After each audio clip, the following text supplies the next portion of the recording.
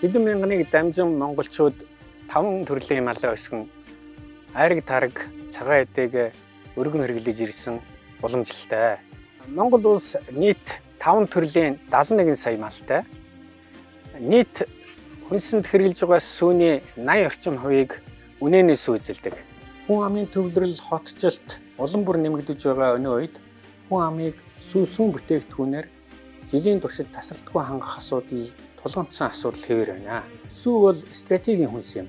Сүү үйлдвэрлэлийг нэмэгдүүлэхийн тулд Монгол орны байгаль цаг уурт дасан зохицсон төсвөр хатуужилтай сүүн ашиг шим өндөртэй нутагсан үхэр сүрэгтэй болох зорилгоор хар тарлан, Симментал, Алатау, Монбелиард, Швейцарын бор үйлдвэрийн үхрийг цэврээр болон нутгийн үхэртэй эрлийжүүлэн үржүүлж байна. Тухайн бүс нутгийн байгаль, уур амьсгал, бэлчээр тэжээлийн хангамж, сүү болон махны эрэлт хэрэгцээ, борлуулалтын сүлжээний хөгжил, зам харилцаа, ус цахилгаан хангамжид тулгуурлан малчид фермерүүд аль үйлдвэрийн үхрийг сонгон үржүүлэх вэ гэдэг шийдвэрээ гаргах учиртай. Үйлдвэр сонголт бол хариуцлагатай шийдвэр юм а. Аль ч үйлдвэрийн үхрийг сонгосон ирээдүйд байх үхэр сүргийнхээ ашиг шим, дэсвэр чанарыг доктортой нэмэгдүүлэх асуудал чухал бөгөөд үржлийн ажлыг хэрхэн зөв төлөвлөж хэрэгжүүлснээр хангагдана. Тухайн үнэний эрүүл мэнд, тэжээлийн нөхцөл, сайлын хугацаа, тугалт хоорондын зай, насны байдал, арчилгаа маллага, удамшил зэрэг хүчин зүйлс сүүн ашиг шимд нөлөөлдөг. Гэхдээ үр удамд зөвхөн удамшлын чадвал дамжин өвлөгддөг. 1 литр сүүний 70 орчим хувь нь гадаад орчноос 30 орчим хувь нь удамшлаар дамжин ирсэн генүүдээр нөхцөлддөг. Гадаад орчин харилцан адилгүй байх тул ойролцоо удамшлын чадамжтай үнэний сүүний гарц найрлага ялгаатай байх боломжтой. Тиймээс удамшлын чадамж буюу үржлийн үнэт чанарыг зөв тооцоолон тухайн малын ашиг шимийг бодитоогоор үнэлж хамгийн шилдэг малаа сонгож үр төлөө үлдээх боломжийг олгох нь үржлийн ажлын гол зорилго юм а.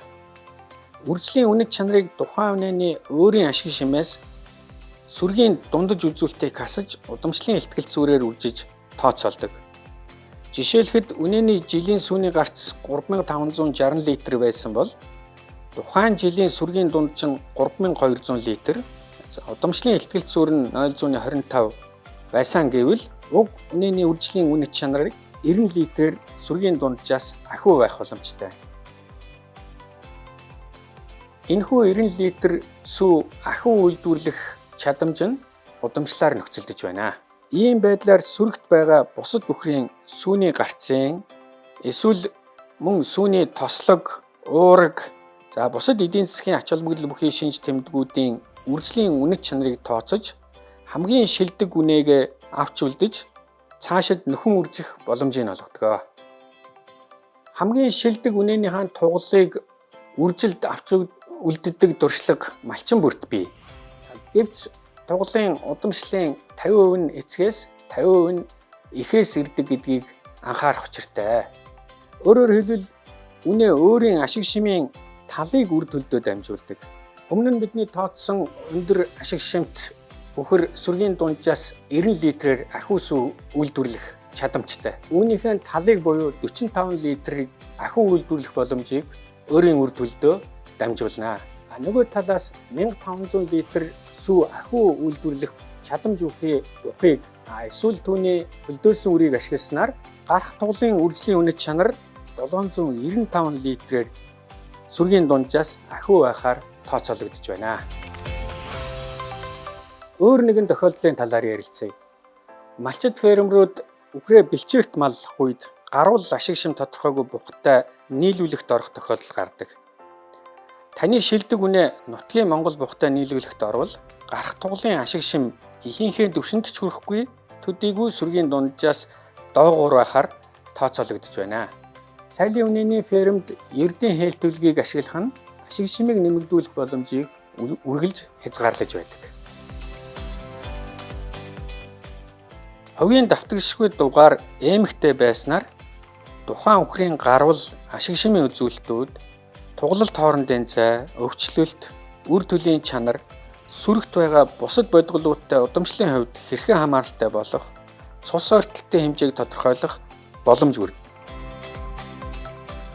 Түүнээс гадна үхрийн биеийн ерөнхий хөгжил, амьдын жин, биеийн хэсгүүдийн харьцаа, хөл мөчний хөгжил, хөл мөчний тавилтыг анхаарах ёстой.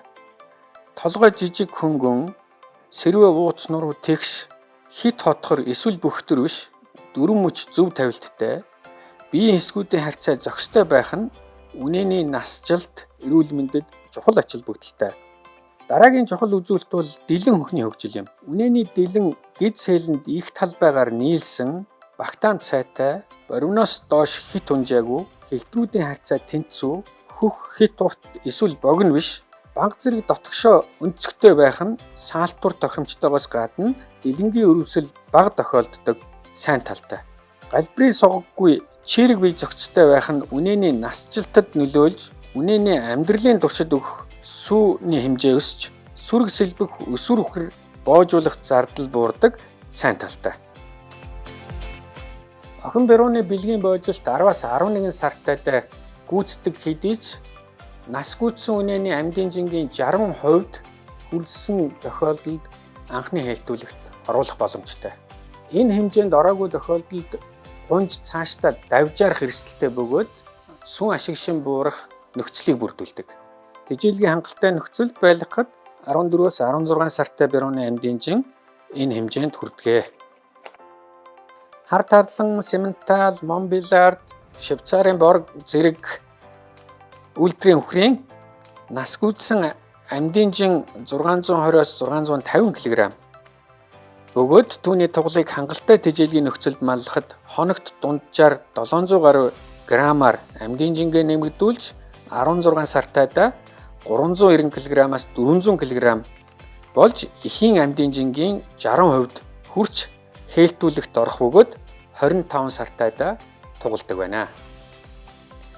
Үнэний бэлгийн мөчлөг 21 хоног байдаг.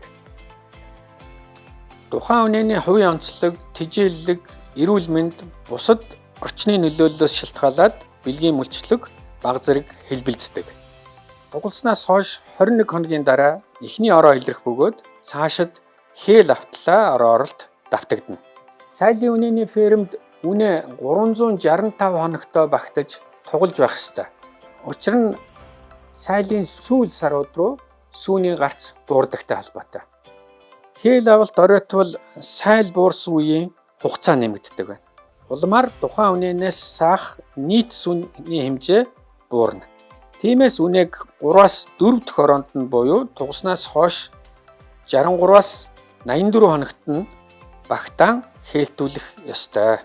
Үнэ хээлээ 283 хоног тээдэг. Үнэ хээлтэй бол бүртгэлээс үндслэн сүүлийн хэлтүүлгийн сараас 3-ыг хасаад хоног дээр нь 10-ыг нэмээд туглах сар өдрийг нь тогтоож ширгээх үеийн болон тугалтын бэлтгэл үеийн тэжээх жор хэмжээг өөрчилдөг. Хэлтүүлэг болон төлөлтөөс шалтгаалan үнэний тэжээлийн жор идэх хэмжээ өөрчлөгдөж байдаг байна. Хэлтүүлгийн олон арга байдаг боловч сүүний үхрийн аж ахуйд хамгийн тохиромжтой бөгөөд ирээдүйд байх сүргийн ашиг шимийг үр дүнтэй дээшлүүлэх боломжтой нь зохиомл хэлтүүлэг юм аа. Гэхдээ үнэний ороог зөв илрүүлэх шаардлагатай бөгөөд үрлэх хугацаа нь өдөр хоногоор биш цагаар хэмжигдэх нарийн ажиллагаа юм. Орооны шинж тэмдэг илэрснээс хойш 4-өөс 16 цагийн дотор үрлэхэд хээл авалт хамгийн сайн байдаг. Хангалтгүй тэжээллэг, тарга хүч тааруу байх, нөхөн үржихүүн эмгэг, гадаад орчны таагүй нөлөөлөөс үүдэлтэй ороо илрэхгүй буюу бэлгийн мөчлөг саатах эрсдэл тохиолддог. За мөн уяатай маллагын үед үнэний ороог илрүүлэх нь бэрхшээлтэй байдаг. Мөн олон төрлийн гадаад орчны таагүй нөлөөллөөс болоод үнэнд далд ороо илрэх тохиолдлууд байдаг. Ердийн хэлтүүлэх тийм үү, ердийн хөлдөөсөн үрийг ашиглах үед аж ахуйд гарах нийт тугалын 50% нь эр, 50% нь охин байдаг. Харин сүүлийн үед хүүс жолоодсон үрийг үржүүлэхт өргөн хэрэглэх болсон бөгөөд хүссэн хүүсийн тугалаа нийт тугалын 90% хүргэх боломж бүрддэг.